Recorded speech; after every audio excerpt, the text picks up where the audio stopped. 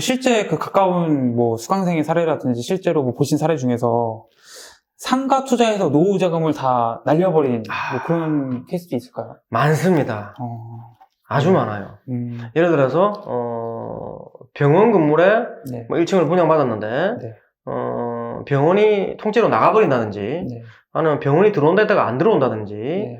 아니면은 돈을 모아서 시행을 했는데 네. 이제 공동으로 하면 공동 투자 네. 만약에 뭐 한 10억씩 모아서 10명에서 100억을 들여서 네. 땅을 사고 지었는데 그게 분양이 잘 안 됐어요. 네. 그럼 거기서 갈등이 생겨요. 예, 사공이 많으면 이제 배가 산으로 가듯이 네. 갈등이 생겨요. 네. 그래서 주인이 많으면은 야 이거 분양이 잘 안 되는데 어떻게 하지? 네. 싸게 분양하자. 네. 아니면은 뭐 나는 중간에 빠지겠다. 내 지분만큼은 빠지겠다든지 네. 이런 경우도 있을 수 있고 특히 저는 공동투자 같은 경우는 네. 아파트는 괜찮게 보는데 네. 상가는 공동투자를 또 잘 안 해요. 상가는 왜 그렇죠? 위험해요. 공실 우려도 있고 가격이 떨어질 가능성도 크고 아파트는 웬만하면 시간 지나면 올라 있잖아요. 그쵸, 예. 그럼 공투를 해도 조금씩 그쵸. 투자한 사람끼리 갈라먹을 수가 있는데 상가는 예를 들어 뭐 한 1억씩 10명이 투자했는데 공실이 났다. 네. 그럼 대출 이자는 관리비만 내야 되는 그쵸. 그런 상황 때문에 상가는 공동 투자를 잘 하진 않아요. 리스크도 굉장히 크고요. 그래서 공투로 뭐 공실 나서 손해본 사례 네. 또는 공동 시행을 했는데 지었는데 분양이 안 돼서 네. 또 뭐 실패본 사례 그런 사례들도 굉장히 많은 것 같아요. 그럼 실패하지 않기 위해서 꼭 기억해야 될 게 있다면 뭐가 있을까요? 네. 우리가 실패하지 않고 좀 안전하게 투자하려면은 아까 얘기한 부분도 일부 있는데요. 네. 첫째는 전문가 인맥을 많이 만드세요. 근데 여러분들이 강의를 듣지 않고 뭐 코로나 또 끝나고 나면 모임도 자주 있겠죠, 맞죠? 네, 코로나 그쵸, 끝나고 그쵸, 나면. 그쵸, 그쵸. 그래서 여러분들이 코로나 끝나고 나면 강의라든지 모임도 자주 나오시고 교류를 많이 해야 됩니다. 그래서 모임 같은 데 많이 나오시면은 아무래도 뭐 각 분야의 전문가들이 많이 나오겠죠. 네. 강사분을 포함해서. 네. 특히 저나 일부 강사분들은 연락처를 공개하시는 강사분들도 계십니다. 그래서 그렇게 교류하는 게 중요하고요. 네, 그 다음에 뭐 신규 분양 상가 쳐다보지 말자 이런 얘기 하죠. 네. 그 다음에 또 세 번째로 중요한 사실은 현장에 가보시는 게 중요하다고 말씀드리고 싶습니다. 현장에. 그래서 상가 투자할 때 기억해야 될 게 인맥도 중요하고 뭐 신규 분양 건드리지 않는 것도 중요하지만 현장에 가보는 게 중요하다 이겁니다. 인터넷으로만 보면 다 될 것 같죠? 네. 자, 여러분 예를 들어 김포에 한번 가봅시다. 네. 김포에 가면은 김포공항에서 김포 지하철을 타면 고천역부터 나오죠. 네. 고천은 장사가 좀 잘 돼요. 근데 풍무역 쪽으로 가면 장사가 잘 안 돼요. 가다가 이제 운양역 뭐 그저 그렇고 별로 안 되고 장기역은 장사가 좀 돼요. 끝에 가면은 구례역이 있죠. 구례역은 장사 잘 안 돼요. 너무 많거든요, 상가가. 너무 많아. 근데 지도상 봤을 때는 구례역이 뭐 아파트가 되게 많죠. 저도 그 주변에 아파트를 하나 가지고 있는데 네. 아파트가 굉장히 많고 상권이 크고 이마트도 있고 장사가 잘 될 것 같아요. 지도상만 봤을 때는. 네. 주변에 이제 지산이라든지 오피스텔도 계속 생겨나고 있고. 근데 실제 가보면 틀려요. 지산도 수익률이 영 안 나오고 상가도 장사가 안 돼요. 장기역은 그나마 또 괜찮은데 네. 구례역은 장사가 안 돼. 그래서 현장을 가보셔야 이게 판단이 가능한데 지도만 봤을 때는 판단이 안 돼요.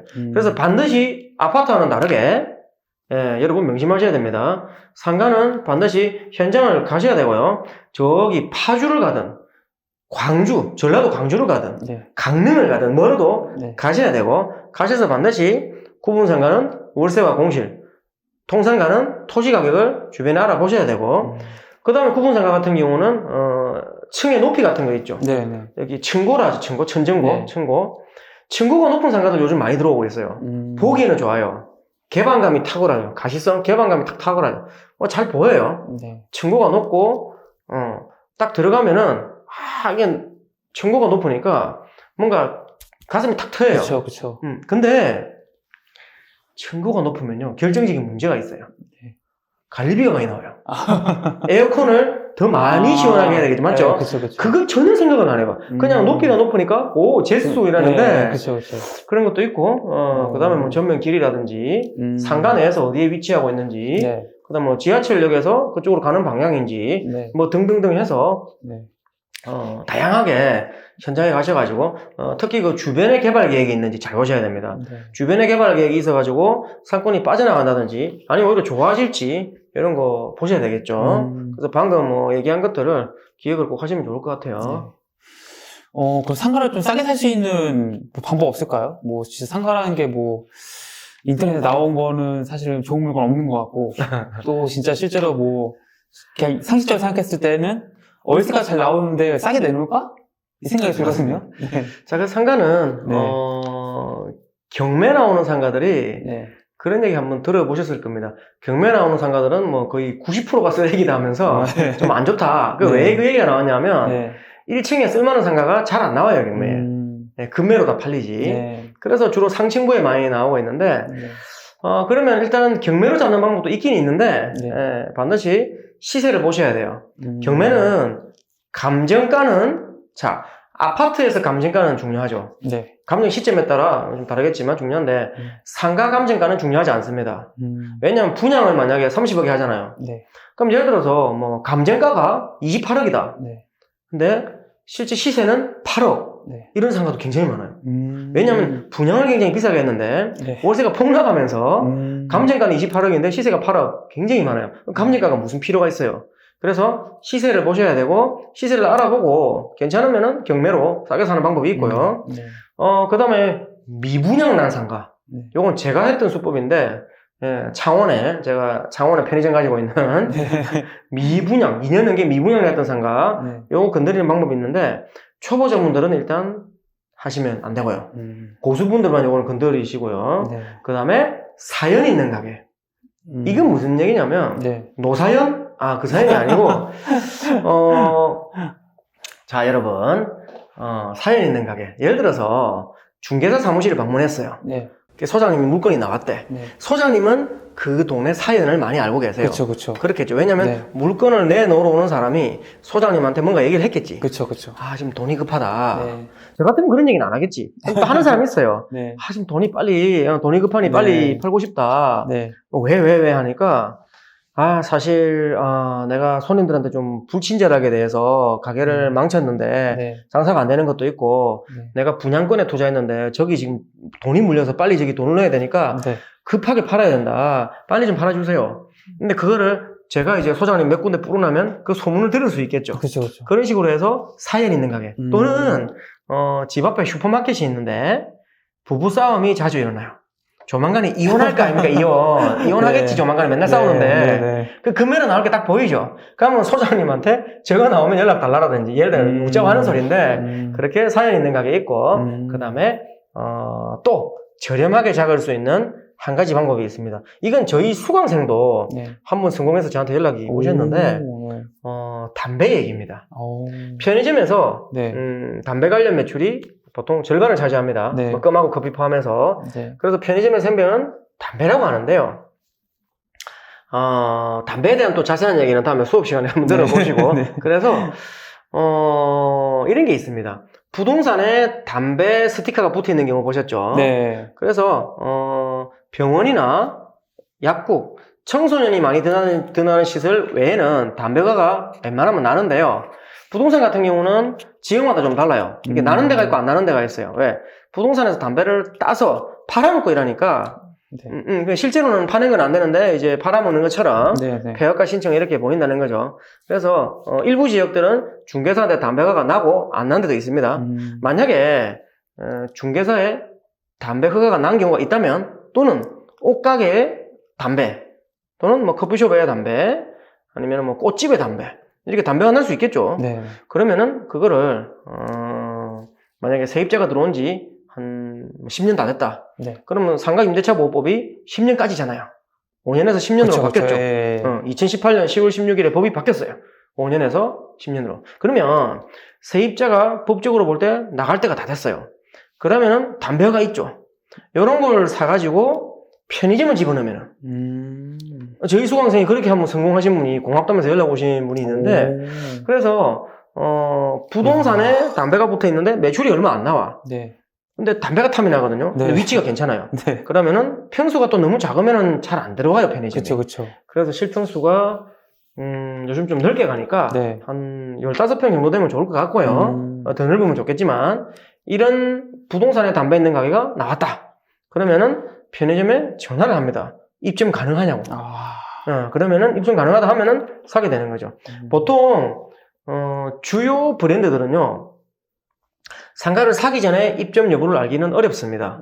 보통 사고 나서 물어봐야 입점 여부를 검토해 줍니다. 네네네. 하지만 편의점은 대기업이 여러 군데 싸우고 있죠. 네. 경쟁이 치열하다 보니까 상가를 사기 전에도 편의점 입점할 수 있는지를 알아봐 줍니다. 본사에 연락하면은 네. 그 지역 담당자가 있죠. 네. 그렇게 해서 여기 담배가 있는데 들어올 수 있느냐. 물론 사시는 분이 세입자가 나갈 수 있는 건지 먼저 알아보고 편의점 본사에 연락해야 됩니다. 네. 세입자가 들어온 지 얼마 안 됐다면 내 보내지도 못하는데 그쵸. 편의점 알아봐야 헛수고하는 거죠. 네. 네, 이렇게 좀 저렴하게 잡는 방법에 대해서 방금 경공매나 뭐 편의점 뭐 사연 있는 네. 가게 이런 것들을 한번 얘기를 해봤습니다. 그럼 그 네. 담배 하신 분은 얼마 버신 거예요? 그렇게 해서? 그건 네. 제가 모르겠어요. 네, 넣었다는 얘기는 들었는데 예. 그 금액 자체는 모르겠어요. 네, 알겠습니다. 순간 무슨 질문인가 했네. 예.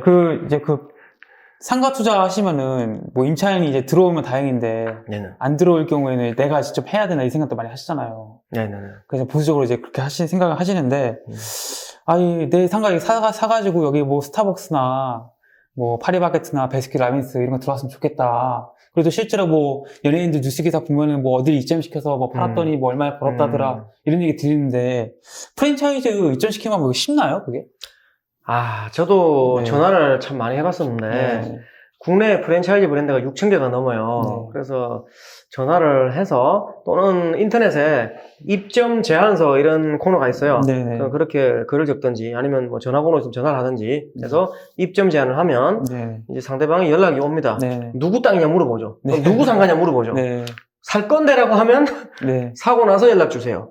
보통 그렇게 하는데 네. 이제 연예인 박명수처럼 네. 인맥이 있으면 사기 전에도 알 수가 있습니다. 예를 들어 제가 상가를 살리는 사람이고 네. 제 친동생이 만약에 네. 저는 이제 외동아들인데 네. 제 친동생이 만약에 뭐 스타벅스 담당자다. 네. 그러면 가족이 스타벅스 담당인데 네. 야 동생아 여기 입점 가능한지 네가 좀 회의를 해서 검토해주면 알아봐 줄 거 아니에요. 네, 그쵸. 이게 좋은 인맥이죠. 이런 그쵸. 식으로 해서 상가를 사기 전에 유명 브랜드가 들어올 수 있는지 알려면은 일단 인맥이 있어야 되고 그게 없으면은 돈으로 합니다. 돈으로. 그러니까 중개처럼 네. 중개 겸 공실에 프랜차이즈를 넣어주는 업체들이 있어요. 그러니까 중개도 마찬가지인데 공실에 프랜차이즈 넣어주는 좀 특화된 업체들이죠. 전국에 많습니다. 네. 네이버에서 뭐 창업 컨설팅 예를 들어 서울, 창업 컨설팅 부천, 창업 컨설팅 대구 이런 식으로 검색하시면 네. 업체들이 많이 뜨는데 이런 업체들은 공실에 브랜드를 맞춰주는 업체들이죠. 물론 그게 100% 되는 건 아니고 뭐 월세라든지 평수라든지 조건은 맞아야 되겠죠. 네. 그래도 일반 중개사보다는 그분들은 조금 이제 특화된 그런 중개사라고 보시면 될 것 같아요. 네. 그럼 이게 그러면 일반적으로는 이제 안 된다고 보면 되겠네요. 쉽지만은 않습니다. 네. 위치가 굉장히 좋으면은 브랜드에서 자기들이 찾아옵니다. 그쵸. 찾아오겠죠. 좀 안에 좀 집어넣자고. 네네. 근데 일반적으로 좀 애매한 상권 있죠. 애매한. 네. 그런 것들은 좀 애로사항이 있겠죠. 우리가 애로사항이 있을 때는 그 애로 부부를 보게 되는데, 요즘 좀 아주 드라마가 쇼킹하죠, 사연들이. 네, 그렇죠. 예, 그렇습니다. 그래서 일반적인 좀 위치가 좀 떨어지는 상가들은 사실 큰 욕심 내긴 힘들고요. 그래서 인맥이나 방금 그 컨설팅 업체, 네. 그런 데 통해서 한번 도움을 요청해 보시라. 네. 네.